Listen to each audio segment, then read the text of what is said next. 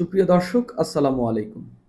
এই অন্তর্বর্তীকালীন সরকারের উপদেষ্টারা দায়িত্ব ছাড়ার পর তাদের যে কি অবস্থা হবে সেটা মোটামুটি মাহফুজ আলমের সঙ্গে নিউ ইয়র্কের কনসুলেট অফিসে যেটা ঘটেছে এর মধ্য দিয়েই বোঝা যাবে।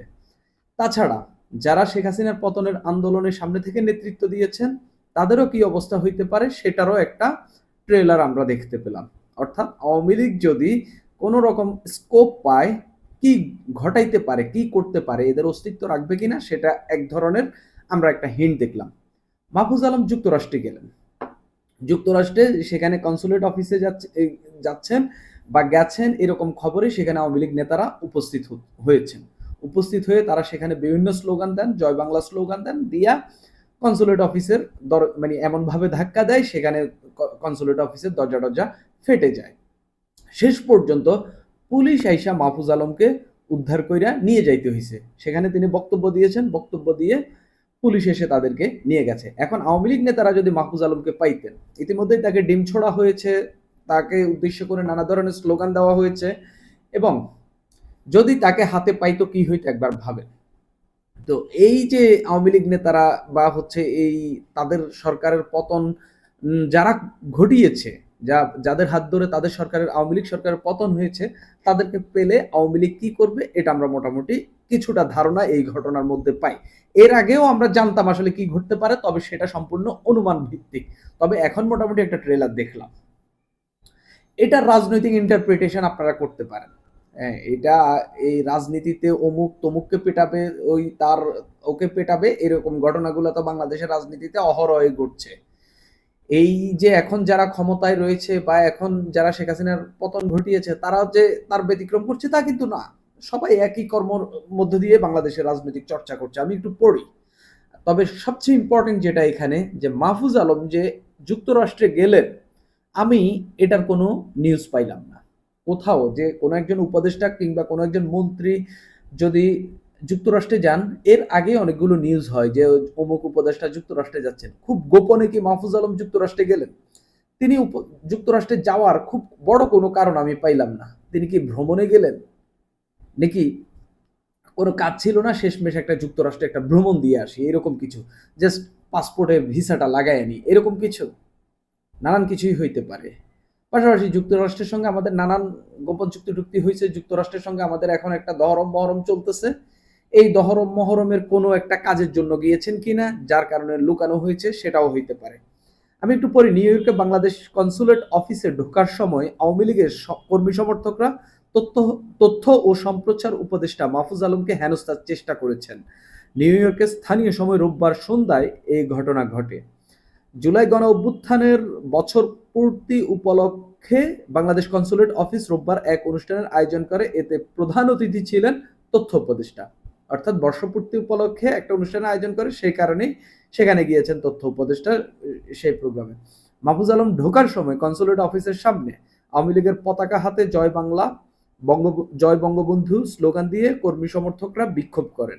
তারা মাহফুজ আলমকে উদ্দেশ্য করে ডিম ছোড়েন, তারা মাহফুজ আলমের বিরুদ্ধে বিভিন্ন স্লোগান দেন, কনসুলেট ভবনের কাছের দরজা ভেঙে ফেলেন।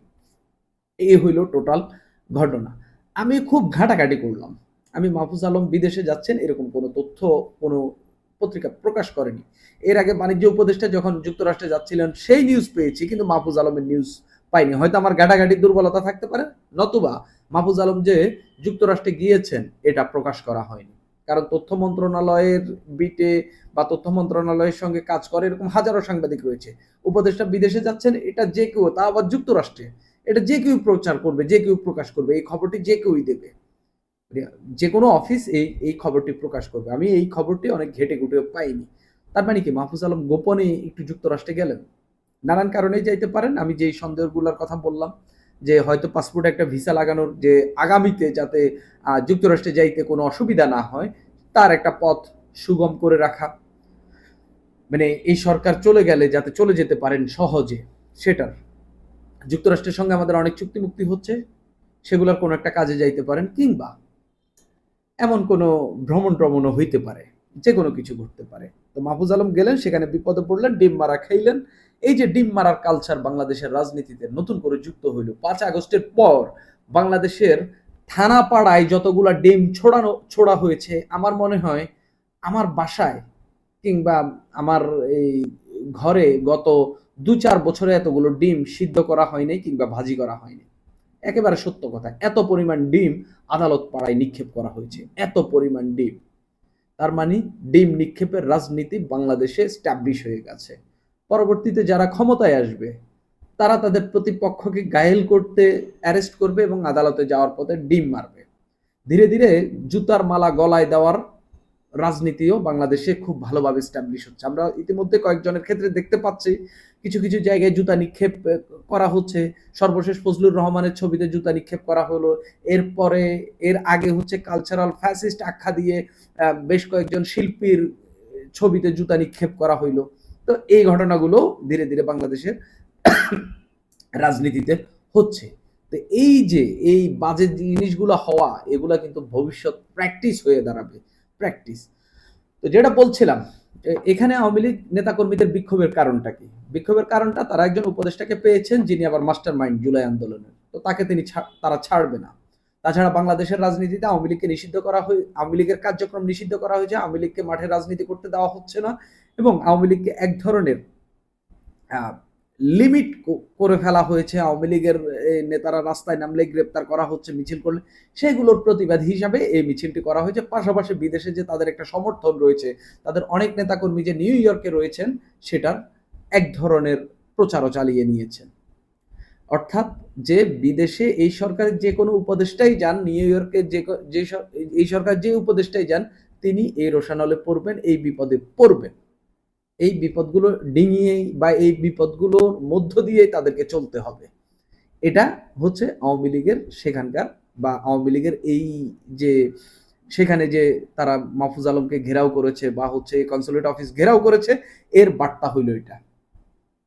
এর বার্তা হইল এটা। তবে এটাও স্পষ্ট যে এই সরকারের এই উপদেষ্টারা যদি দায়িত্ব ছেড়ে দেন এবং যে যার কাজে ফিরে যান, এবং মোস্টলি আমি মনে করে থাকি এদের অনেকেই দেশে থাকবেন না, বিদেশে গেলেও তারা যে খুব শান্তিতে থাকতে পারবেন এটা মোটামুটি স্পষ্ট। তাদেরকে শান্তি দেবে না। পৃথিবীর যে প্রান্তেই থাকুক তাদের জন্য শান্তি খুব কঠিন বিষয় হয়ে যাবে। পাশাপাশি উপদেষ্টাদের যা অবস্থাই হোক, কিন্তু যারা জুলাই আন্দোলনের নেতৃত্ব দিয়েছেন, যেমন ধরেন যে যারা এখন এনসিপি তৈরি করেছে, তাদের রাজনৈতিক দলটি যদি খুব ভালোভাবে না দাঁড়ায়, এরা যদি বিদেশে যায় বা বাংলাদেশে থাকে, আওয়ামী লীগ যদি কোনো না কোনো ভাবে ফিরে আসে, আওয়ামী লীগ যদি কোনো না কোনো ভাবে রাজনীতিতে প্রতিষ্ঠিত হয়ে যায় আবারও, তাদের কিন্তু অস্তিত্বও রাখবে না। কোনো না কোনো ভাবে, একেবারে গুপ্তভাবে হোক, সুপ্তভাবে হোক, যে কোনো ভাবেই হোক, তাদেরকে কিন্তু তাদের উপর হার্ম করবেই। এটাই বাংলাদেশের রাজনীতির যে পরম্পরা, এই বাংলাদেশের রাজনীতির পরম্পরা এটাই বলে। এখন আপনারাই বলুন, এই পরম্পরায় কি বাংলাদেশের রাজনীতি হাঁটা উচিত কিনা? এই যে এত পরিমাণ বিভাজন বাংলাদেশের রাজনীতিতে, বাংলাদেশের মানুষের মধ্যে, কেউ হিন্দু, কেউ মুসলিম, কেউ বৌদ্ধ, কেউ খ্রিস্টান, এই বিভাজন তো আছে। পাশাপাশি রাজনৈতিক বিভাজন, কেউ আওয়ামী লীগ, কেউ বিএনপি, কেউ ওইটা সেটা, আরো কেউ ধনী গরিব, অর্থনৈতিক বিভাজন, তার উপর কেউ মুক্তিযুদ্ধের পক্ষের, কেউ মুক্তিযুদ্ধের বিপক্ষের, কেউ শাহবাগের পক্ষে, কেউ হচ্ছে শাপলার পক্ষে। কি পরিমাণ বিভাজন! কেউ 24-এর পক্ষে, কেউ 71-এর পক্ষে। কি পরিমাণ বিভাজন একটু দেখেন তো বাংলাদেশের মানুষের মধ্যে। এতগুলো বিভাজন নিয়েই আমরা রয়েছি। সেই জায়গায় যে সময় ভালো অবস্থানে থাকবে, ওই সময় তার যে প্রতিপক্ষ দুর্বল অবস্থানে থাকবে তাকে ঘায়েল করবেই। ঠিক ওই ঘটনাগুলোই আমরা ট্রেলার দেখতে পাচ্ছি।